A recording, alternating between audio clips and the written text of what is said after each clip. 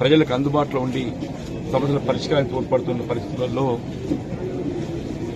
ఇవాళ సరే శాసనసభ్యుల సంఖ్యాబలం అనే భావనే కావచ్చు, ఆలోచన ఏదైనా కానీ ఏదైతుందో ఏకపక్షంగా నిర్ణయం తీసుకోవడంతో కార్యకర్తలు తట్టుకోలేకపోతున్నారు. వారి యొక్క ఆలోచన సూచనలు దానికి అనుగుణంగా భవిష్యత్తు కార్యక్రమాన్ని నిర్ణయం తీసుకొని జరుగుతుంది.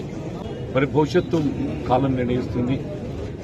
భవిష్యత్తు నిర్ణయం ఏదైతుందో కాలం నిర్ణయిస్తుంది, దానికి అనుగుణంగా ముందు పడుతుంది. అంటే ఇప్పుడు మంత్రి శ్రీధర్బాబుతో మీరు మాట్లాడారు కదా, మీరు అంటే ఆయన మీరు సమ్మతించారా?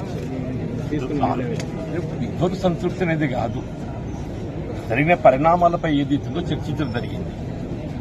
జరిగిన పరిణామాలపై చర్చించడం జరిగింది. శాసనసభ్యులు